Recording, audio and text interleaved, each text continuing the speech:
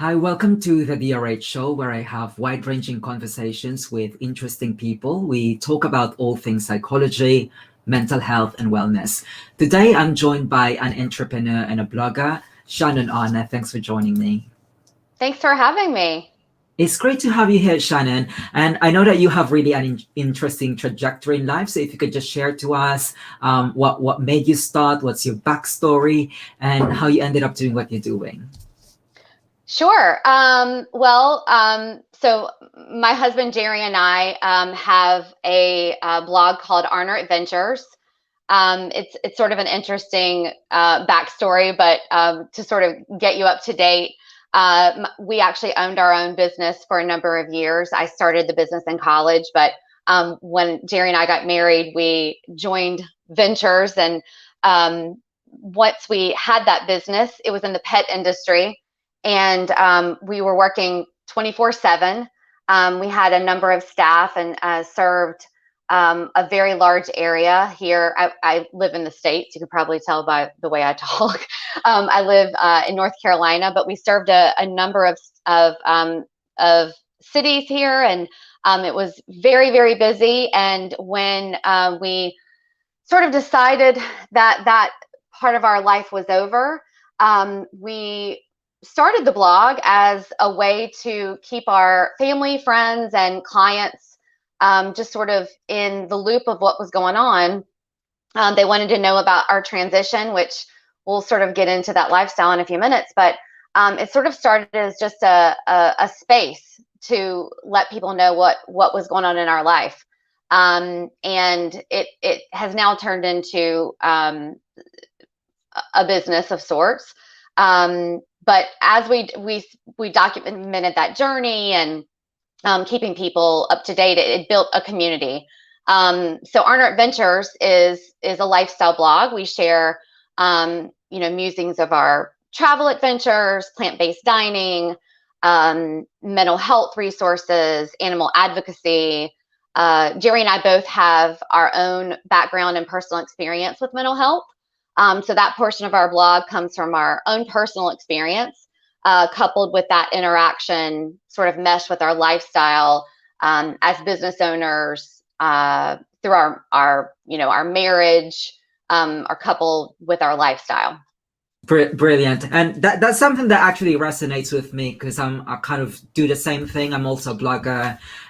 So with my blog, I also do all sorts of stuff. So I've got something about lifestyle, something about mental health, and something about wellness. And I had a quick look at your blog, Shannon, and I realized that you're kind of promoting a minimalist lifestyle. So if you could just share to us what exactly is minimalist lifestyle, although for some people it might be quite straightforward, but why is exactly it's minimalist lifestyle and what led you to it?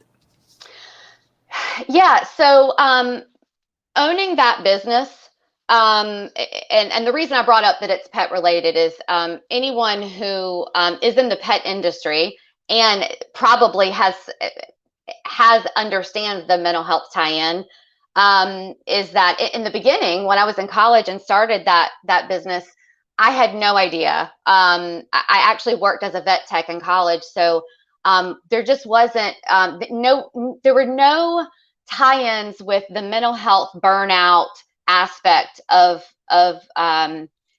any animal care relation. Now it's everywhere. Now there's all these conferences on compassion fatigue and all of that, but there just wasn't that at the time. So through the chaotic sort of life of the 24/7 providing pet care around the clock, I mean, we had vet techs on staff. I mean, we provided in-home pet care in the pet's home. Some of our staff were at the home 24/7. A lot of our pets were critical care pets who were very ill. Some of them were very sick, seniors. So we just didn't have the coping skills to handle it. I mean, we were flying by the seat of our pants. It was just a lot to handle. And as business owners, you know, I owned the business for 17 years, and even 15 years into it, I was still just flying by the seat of my pants. learning as I went. But as we kept going, and the burnout was getting stronger and stronger, there came a point where we were just looking for an escape. And I can't even pinpoint when it happened. I mean, we know kind of the year it happened, but we started learning more and more about the tiny house movement, and learning more about people who were living smaller and a simpler life. It was the thought of creating less chaos. It was the counter to an increasingly chaotic life. It was, how do we simplify the foundation of our lifestyle when everything else is in so much chaos? That was sort of the idea. It was having some control of the balance, a way to change the chaos. And so that was sort of the mindset. So we just kind of went with it. It was every chance we got. It was talking to people who lived in tiny houses, tiny house communities. It was, and we realized they only had the things that they need. It was owning only the things that provided them survival, joy, the fundamental needs of what they needed. And so that's sort of how it began, and that's sort of what led to us cultivating that lifestyle in the beginning. Absolutely. Now, I could imagine that it has its own, advantage of having a minimalist lifestyle, but at some point you will also realize that, something is amiss. And if you could just further emphasize to us what's actually the benefit of, implementing minimalism with your lifestyle. Yeah. So, Jerry and I, and by the way, I cleared this with him before this interview. We both suffer from anxiety. He does. We both blog about it. But I did ask him, was he okay with me talking about it? And he said yes. Speaking for myself, I have had bouts of depression in the past. We both have blogged about different times that we have gone through it. When we go through it, we talk about coping mechanisms when we how we've handled it. I say that to sort of go to the thought of how we know what the benefits are. That's what I want to get clear, is that we know what the bottom looks like. We know what it looked like, what burnout looks like. We know what unwell looked like for us. So for us, we see what this lifestyle has benefited for us. So for us, the benefits have been allowing room for the things that matter. So when you're a minimalist, you're not giving up things. I think that's sort of what everybody thinks, and it's quite the opposite. For us, I mean, we're enriching our lives. We made this transition in 2017, and since then we've been more active. We find more ways to be outdoors. We're more sustainable, eco-minded. We've always been animal lovers, and we've always been advocates for animals, but we find more ways to volunteer and raise awareness. As far as my mental health goes, it's just this simple. If I have less stuff, my mind is more calm. I have more peace. I find myself reflecting more mindfully. I find myself able to breathe deeper. I mean, physically breathe deeper. I can concentrate on it more. I'm stripped of more negative thoughts. Now, look, this is a practice. It's not something that came one day. It wasn't a switch. I always like to tell people that, especially when I own my own business, I remember every time I would tell someone just how stressed I was, and they would always say, well, you need to meditate. You need to meditate. And I found it so difficult. I could not clear my mind. I just couldn't do it. It was so difficult. And when I tell people now who knew me then that I meditate every day and that in the middle of my day to reset, I meditate, they don't even understand who I am. I mean, it's just, I'm just able to do it. And I contribute that to my minimalist lifestyle. And that works for me. I know that it works because of our minimalist lifestyle. I know that my mental health is better because of our minimalist lifestyle. Absolutely. Now, you already led me to my next question, because you already talk about your live experience, about having anxiety, and also along with your husband. So would you say from your experience and from your observation that there's some sort of mental health crisis going on today? It doesn't have to be a professional opinion. It's just, just like Yeah. From your own experience. Yeah. Well, I think, of course, consumerism. I mean, I think I think consumerism. I mean, this is, of course, my opinion. I'll speak from America. I think in America we have a priority problem when it comes to putting our priorities in order of what's important as far as should I get in line for the new upgrade gadgety tech thing, or should I take care of myself? I think number one, that's the first thing. I think the other thing is just the stigma that surrounds mental health. People are still so afraid to talk about it. Mental health trends on social media, that whatever the new flashy hashtag is, it seems like self-care or mental health or whatever, but it's still there's still, at least here in America, is still such a stigma around it. And I think also, without getting too political, there's not enough funding for especially for folks who can't afford therapy or mental health care. There's just not enough.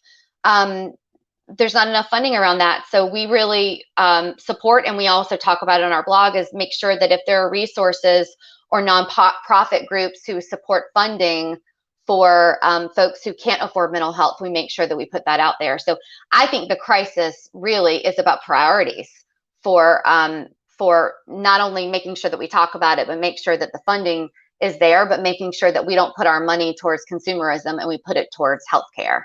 Mm-hmm. That's exactly spot on, Shannon, what you said about, trying not to, spend more time about self-care and also the ongoing stigma. Of course, we've already made significant progress when it comes to mental health.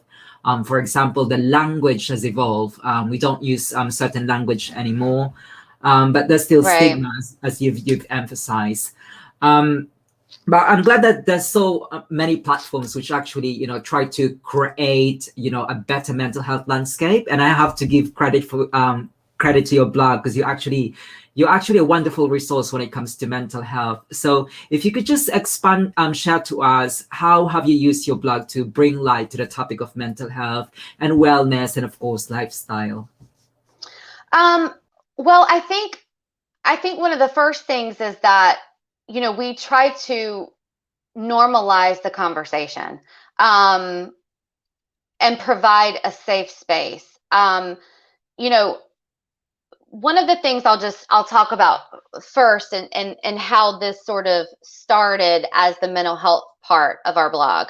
I talk about how when the pet care business ended, that transition started, and this became sort of a community for us.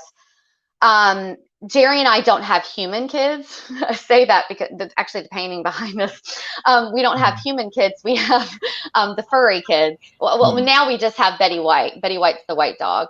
But the brown dog was Pharrell.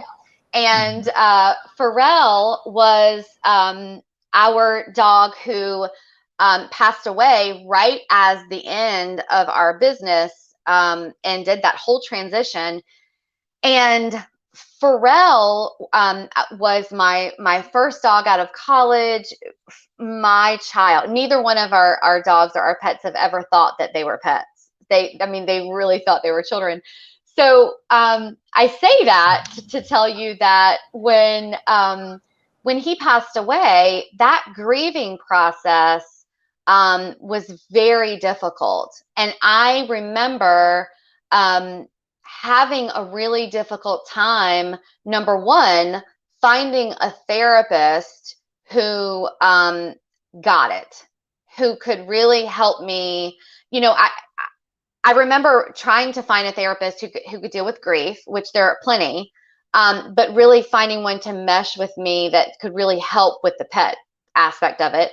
I ended up finding one, which was great, but it took a long time. But when I started talking about it and blogging about it, the really great part about the blog was that I was just pouring my feelings into it, and people from all over. I remember the first message I got was a lady in Australia, and I remember just being amazed, like, this woman in Australia found this, and she messaged and said that she had just lost her pet, and that same thing, nobody got it, and she was so glad to read this. And then it sort of became this community of people who felt like, oh, okay, people sort of think that I'm odd or unique, that I'm grieving my pet. And I just remember pulling away from things. I was very involved in my community, and of course being a business owner in different organizations because of our business. And I remember pulling away. I mean, it was as if I was grieving my child, and people did not understand it. I just had to grieve and get away and just, grieve. And these other people were chiming in and messaging and understanding, and it built a community, and it built a safe space.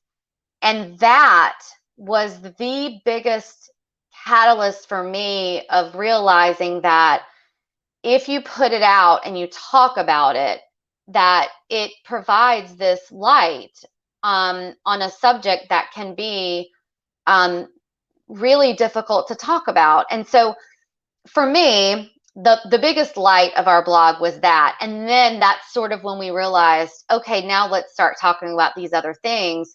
And that's when Jerry started talking about some of some anxiety issues that he has, and people started talking about that. And then people started sharing ways that they cope with different things. And then we started talking about that, and it just became a really great open dialogue.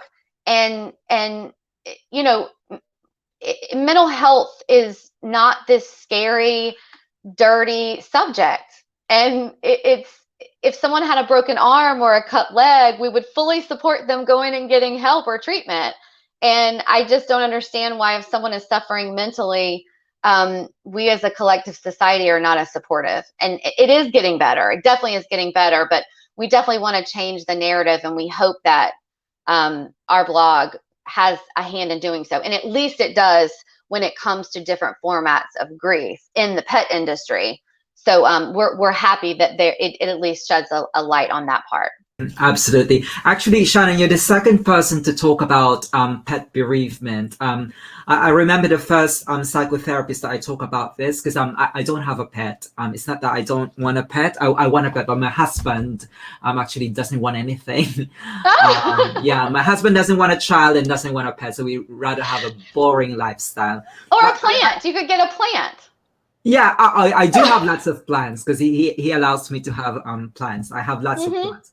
But the thing is, I could really empathize with what you said about, even though I don't have a child or I don't have a pet, I could empathize with what you said, like when you lost, a creature, someone that is, important to you, it really hurts. And so you have to be given a time to, to bounce back, to recover. And I suppose that's where the idea of, implementing mindfulness, that what you've said earlier. So if you could just share to us about, mindfulness, more about mindfulness, Is that something that you try to incorporate within what you do as an entrepreneur? Because it's a very, I would imagine it's a very busy and it's a very toxic environment as an entrepreneur, especially with the lockdown. So how do you incorporate mindfulness and minimalism with what you do? Sure.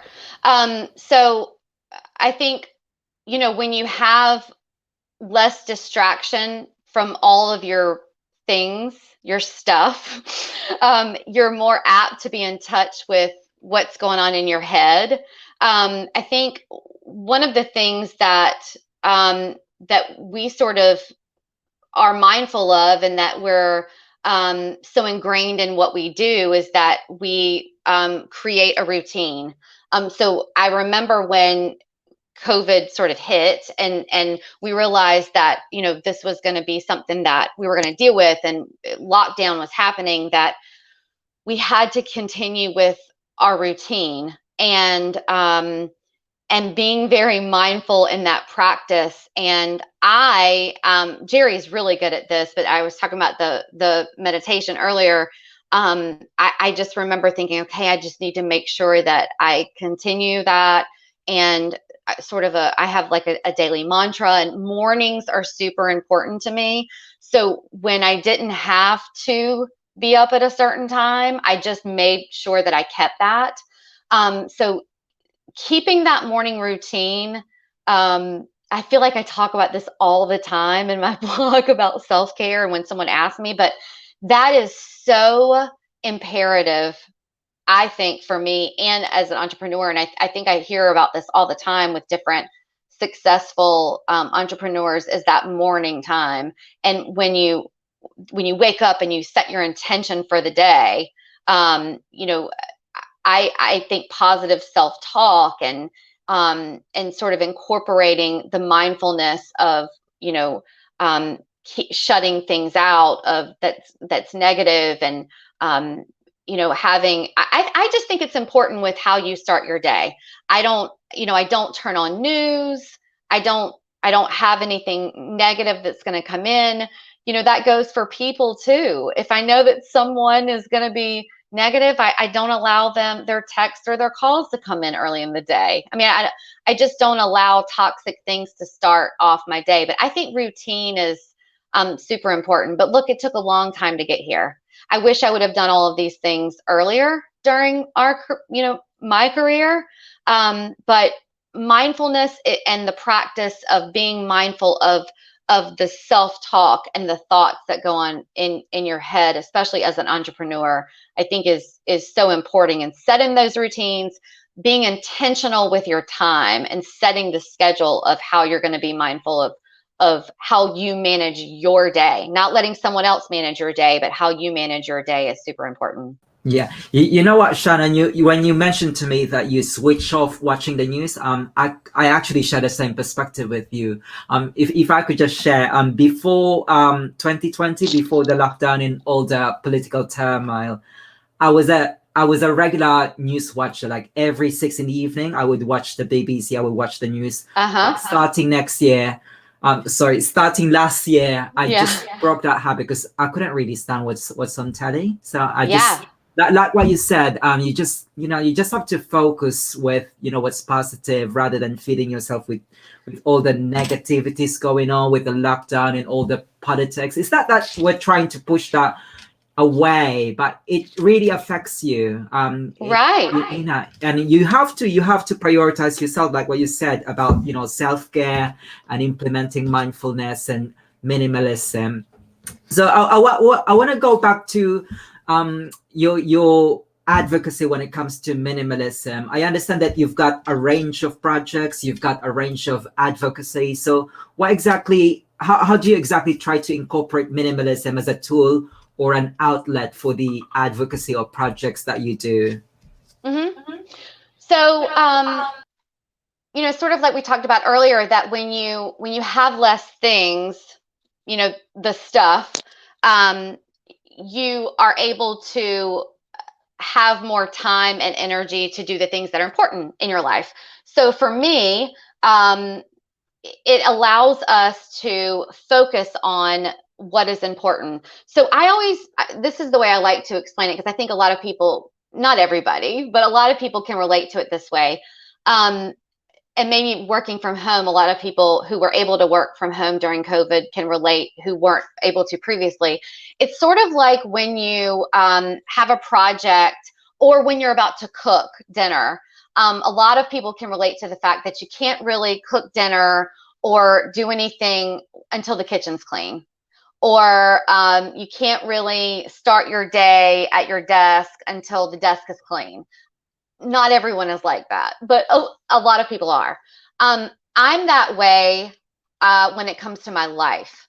I can't, and a lot of it is, a lot of OCD tendencies, because I'm that way, and I can't, I just can't mentally focus. And I had a therapist one time tell me, when I was sort of complaining, because other people would point that out about me. They would say, you're very, I can see your OCD coming out when you do this.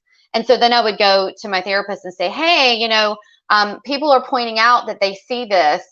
And the therapist said, well, is that, it sounds like that's benefiting you.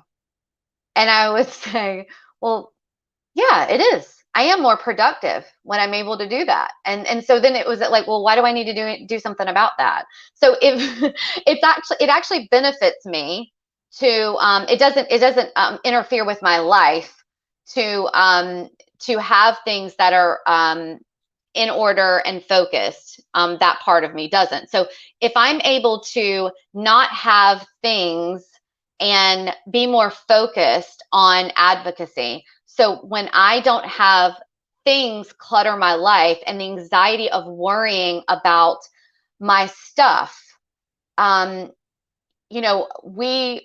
don't, I think people worry about their things. For example, my husband talks about how, we live by the ocean, we live on the coast, and people worry about their boats, right? They have, like, if people have boats, they're always like, oh gosh, a storm's going to come in, I'm worried about my boat. Or they're worried about the way their boat looks, or their boat's clean, or their boat, whatever. And that's how people are about their stuff. Like, they just constantly anxiety and worrying about it. And we don't worry about our stuff. So instead of worrying about our stuff, we take that time and put it towards what matters. So then we go, well, how can we help whatever it is? How can we help the shelter in town get their new washer and dryer that they need to wash the blankets and towels that they need for the pets? How can we, get the people during the election to the polls to vote who can't get there? So it puts forth energy where we didn't have the mental capacity to have that energy to put forth the effort and mindset, whereas we were worrying about our stuff. It just allows more of that time, the energy, instead of worrying about our stuff, to put towards advocacy. It just allows more space in our heads and our minds to put towards the things that matter. Does that make sense? I feel like I just rambled on that, but yeah, I could feel how passionate you are about what you do, especially when it comes to your advocacy about promoting wellness. And so what I'd like to ask you, Shannon, is that from your experience and from your observation, are there any emerging trends in mental health or wellness that you're excited about? Are there any exciting developments that you think are promising? Yeah, I think, silver lining of COVID is telemedicine. I mean, I think that, people, practitioners had to adapt, to keep their businesses going. Not only keep their businesses going, but to keep their patients well. So, and now that that's working, I actually was looking a couple of days ago, because long story short, there was this platform I was looking at for in our zip code of just different health related things. And when I pulled it up just to see what was available in our area, the amount of practitioners that were available was just huge. And I was like, well, why all of a sudden are there so many practitioners in that area, in that certain arena available? And it was because so many more were practicing remotely.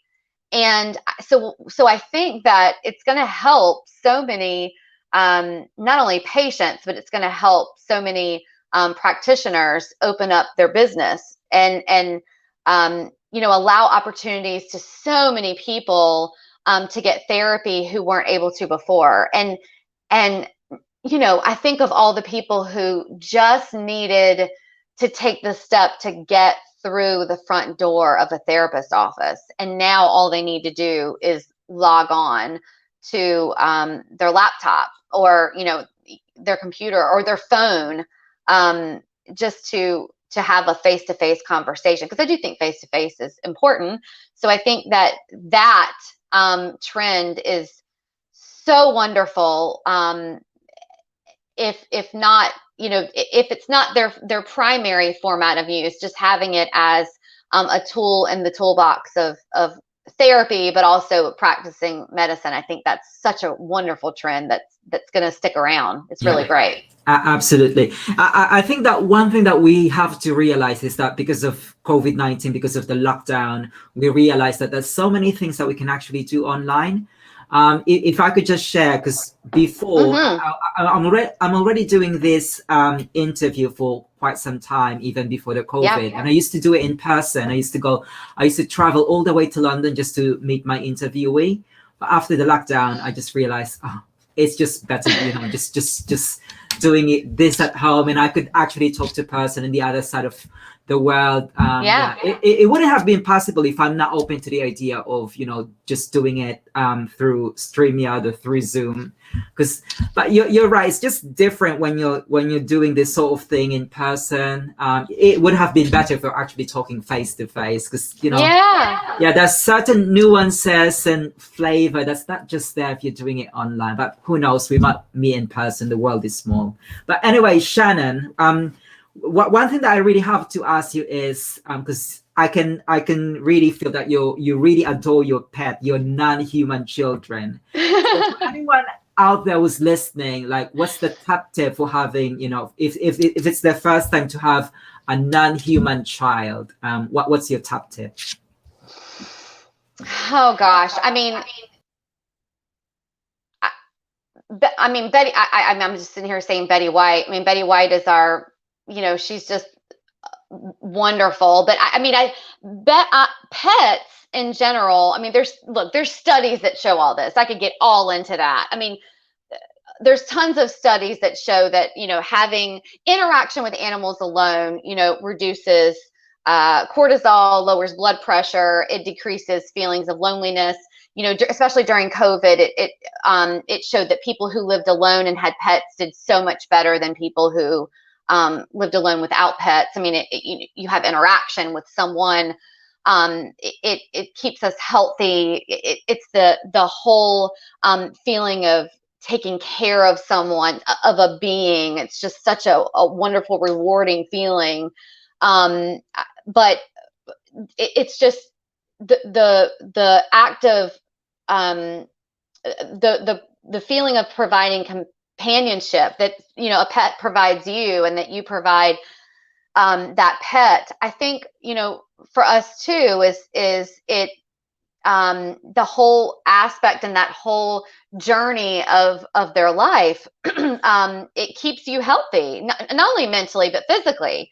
I mean, I can't imagine waking up in the morning and looking at her face and telling her we're not, and she may hear me, so I'm gonna have to spell it, but going for a WALK. I can't imagine telling her that we're not going to do that. I mean, there's no way she would not let us go through the day and not go.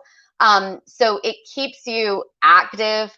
And not only that, but the fact that when you rescue, and I won't even get on that tangent, but when you rescue, you're really doing so much. I mean, They know. I'm convinced that they know when you rescue them. But we rescued both of our dogs, and you're doing so much really great work when you rescue a pet. But I won't get off on that tangent.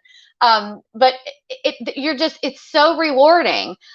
We have gone to different and I'm not judging you, Dennis. Yeah. but we've gone to people's houses before who don't have pets Yeah. pre-COVID. Yeah. And we've gotten in the car, and I always say, gosh, like it seems so quiet. Like, Yeah, I know. oh gosh, like what do you think? Like, what do you think they talk about? I know that because my sister-in-law, she's got a Labrador, and she's got I think she's got 3 cats. So you can imagine it's quite shall we say, it's quite lively inside her house. Oh, I'm sure. I'm sure. Yeah, so, yeah, but what I would say in defense is that, well, at least you haven't got to hoover every day. Yeah. And I always tell people too who don't want to commit to that. I always say, well, you know what the great thing is? You can foster and you can volunteer. I mean, you could freely go and volunteer at the shelter, spend the time that you want, and then you can come home and do your own thing and have a free life and not have to arrange for a pet sitter or pet care and not have to worry about any of that. Yeah. So, that's the advantage to you. That's the pros for you, Dennis. Yeah, I could imagine that owning a pet really is good for your mental health, is good for your well-being, and it clearly shows that because you exude positivity because of your pet. Thank you. Yeah, but one thing, another thing that I want to ask you, Shannon, is who inspires you both professionally and personally? Are there any books that shape the way you approach things in life, or are there any speakers that really inspires you? Yeah. Well, first of all, I will say my mom, personally and professionally, my mom, from a young age, she raised my brother and I as a single parent. She worked 3 jobs. And I don't know how she did. I don't even know how I saw her, but I mean, I did. But I just remember her just drilling in us how important school was, how important college was. And only when we finished college, she went back to college then after we, got jobs and were on our feet. She went back to college and obtained her teaching degree, and then became a teacher. And she actually just retired during COVID, actually. She retired and is now sort of on her own adventures. And it's funny, a couple days ago, she sent me a text of a kayak strapped to the top of her Jeep, where she is now like going to go kayak and with my stepdad and have all these new adventures. But she really is the person who drilled in me just how important it is to have, drive and take care of yourself and just be self-sufficient and independent. And I don't know, I think personally and professionally, I've just always sort of resorted back to all of the things that she has taught me. I will tell you a book that a speaker and a podcast I love, and a speaker that I really love is a woman by the name of Melissa Ambersini. I don't know if you've ever heard of her, but she wrote this book called Mastering Your Mean Girl. And it is a book someone told me about right as we were sort of at the end of our business. And it's called Mastering Your Mean Girl, but it's for everyone. But it's sort of all about your self-talk. And she sort of talks about when she was in the middle of burnout, and she called her self-talk her mean girl, and the way that she had to transition the way that she talked to herself inside of her head, and just changing the ways that you if you think about it. And she sort of, after I read her book, it was sort of assessing the way that if you really listened, and I'm so much better about it now, but I do catch myself sometimes, but if you just go through your day and you just listen to some of the things that you say to yourself, if it's just like, oh, you're so dumb, or, oh, why did you do that? You're such an idiot. You would never allow someone else to talk to a friend the way that you talk to yourself. So why do you do it? And it's just such a good book. And it really changed the perspective of the way that I talk to myself. So sometimes when I hear, even, if I have younger cousins, I've recommended that book to, or friends who are business owners. And she's someone who actually ended up in the hospital over burnout. And I so relate to her with what she went through. So she's a really great speaker, and she has a really great podcast, and really holistic ways of handling burnout and some of the things that we all go through. So I really like her a lot. Absolutely. And Shannon, can you tell us some of the misconceptions that still persist about minimalism? Oh gosh, yeah, we get these questions all the time. I mean, I get them even from people I meet regularly who find out about our blog, and they read our blog, and they still ask me, but they'll say, do you watch TV, or you have an Instagram account? Well, I didn't think you'd have an Instagram account. So I think that they think that we live like monks, and that we have no money, and we live, in 4 gray walls, and we don't have anything of value. I would say that we, on the contrary, we live very full lives, full of color, and, we have more meaningful lives, and the possessions we have are more meaningful than they ever were before, because the things that we have, we place more value in. We live minimally so that we can experience life largely. We love to travel, and we love to see and experience new things, new places, new adventures, and we have very fulfilling lives. I mean, we still make trips and travel and do things. We just, we don't come home with a bunch of souvenirs, and we don't go to the airport and buy a bunch of stuff, or we really live our lives to experience new things. And there's I wish I could remember that book. I can't remember the book, but there's a book about that someone wrote, documenting people's when they're like on their deathbeds, and they're asking them the things that they regret, or the things that they love that they did. And no one ever regrets that they traveled. No one ever regrets the experiences they had. And people don't reflect back on the things that they had. And so I just always like to think about that I want to experience as much as I can, and have as many adventures as I can. And that's sort of the mindset that we have, that the misconception is that we don't live these fulfilling lives, and we actually save a lot of money, and we have more money now than we ever did, because we don't spend all of our money, and the money that we do spend are on adventures and experiencing things, and having these great fulfilling lives. Yeah, absolutely. I think the takeaway here is that being a minimalist is not really about collecting things, but it's more of collecting experience. So you just Right. put more value. Yeah, you just put more value to something less tangible, but something more rewarding. Like what you've said, when you're on your deathbed, you're less likely to remember that, did I have this expensive watch? But hey, I actually traveled to Greece or somewhere in Italy. Right. That's a good thing. I think that's a good way to see how minimalism works. Right. Now, Shannon, so what's the big message? I mean, you're an entrepreneur, you own a pet, and you're also an advocate about minimalism, and you promote mental health and wellness through your blog. But what's the big message? What's the most important thing that you want the public to know about you and the work that you do?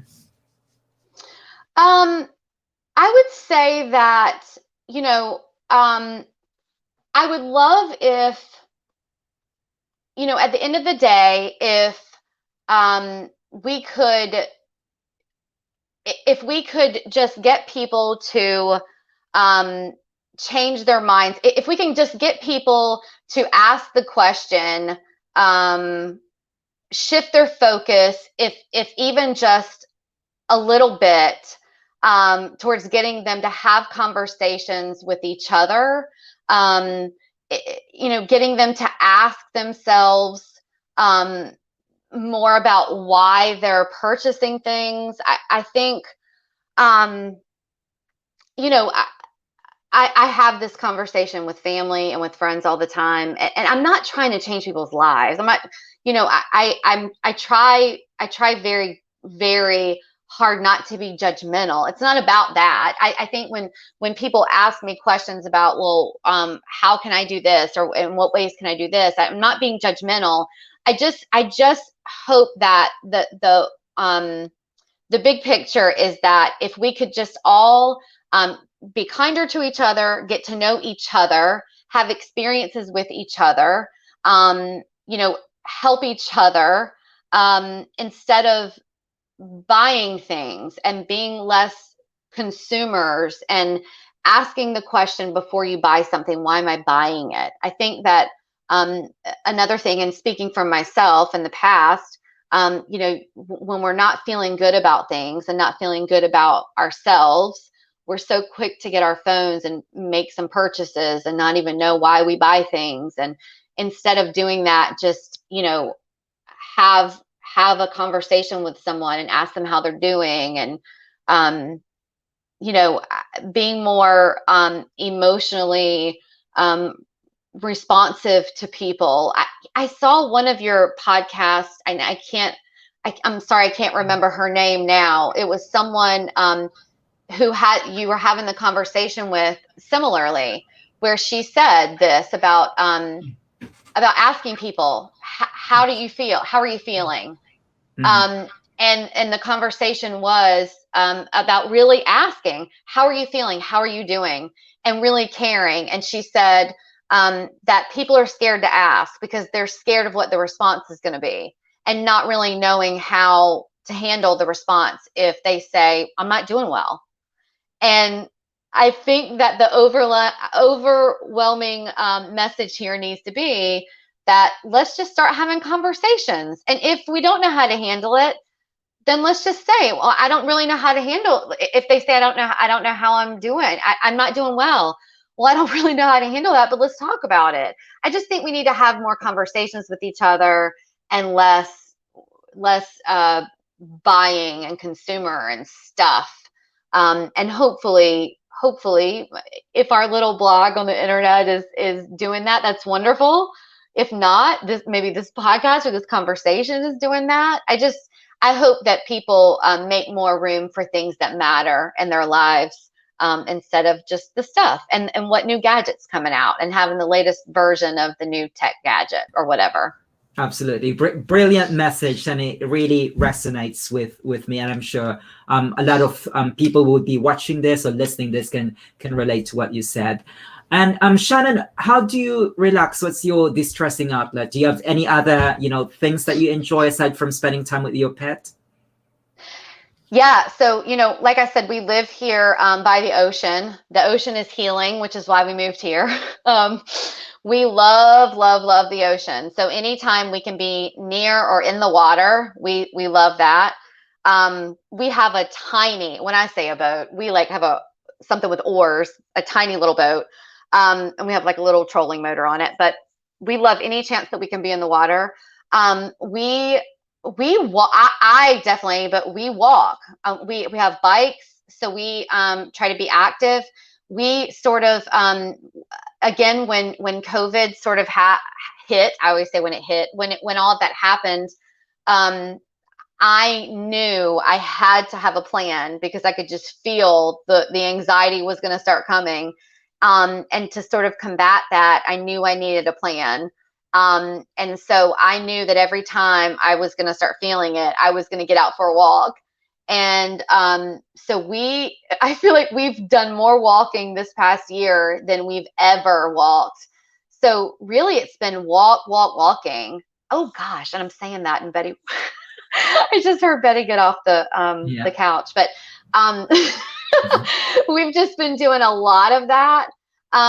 So I think really a lot of that, a lot of bike riding and just being by the ocean, and then WALKing by the ocean is the ideal thing.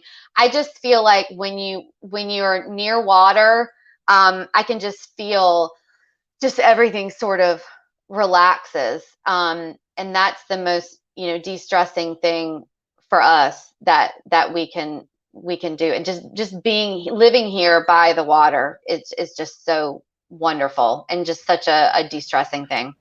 Absolutely. And Shannon, what do you think you would be doing if you didn't work as an entrepreneur or as a wellness advocate?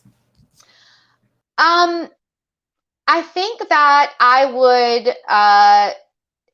would definitely be doing something with social justice or animal advocacy field, since that's where my background and my passion lies. I think I would definitely have to be heavily entrenched with having some heavy coping skills with the compassion fatigue with both of those. But I definitely think I would definitely, be in those fields serving those who need it, who are underserved. Although it's difficult, I think that helping people is what's needed and where I would love to be.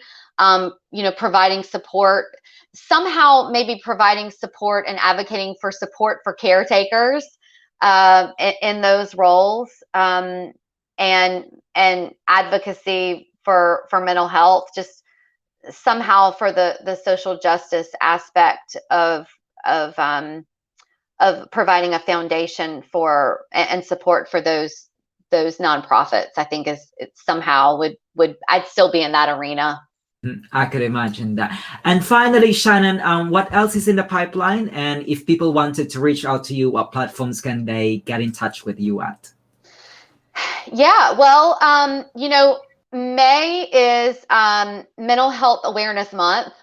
So we have lots of blogging things coming up for that. We have resources that we're going to be sharing. We're really excited about on arnoradventures.com. So we'll be sharing tips and resources. And then in the minimalism space, we're going to be sharing a challenge with our community called May Minimalism Challenge. And so here, while in the States, people are, get really excited about their spring cleaning. And while people are going through their spring cleaning and maybe decluttering, I think a lot of people get in the mindset of holding on to things, saying, well, I may use this one day. And so we want to change that mindset of that word, I may use this one day. And instead of saying, I may use this one day, so I'm going to hold on to it, to just, entice them to get rid of it, donate it, sell it, recycle it, get rid of it. So we're going to really, talk about those two things that, minimalism and mental health go hand in hand in our world. So we're going to kind of mesh those together. And so those are the two things we're going to be talking about a lot in May. But you can find us on arnoradventures.com. And then from there, you can find our social media outlets. But that's what's going on in May. And we're really excited about it. Yeah, exciting stuff. So what I'll do, Shannon, is I'll put all of those, the link to your website, so people can get in touch with you if they want to learn more about minimalism and being an entrepreneur, or just basically just being positive in life, which you clearly are. But Thank you. Shannon, it's been a pleasure having you here on the DRH show, but unfortunately our time is up. I look forward to hearing more about your work. Thank you so much, Dennis. I appreciate it.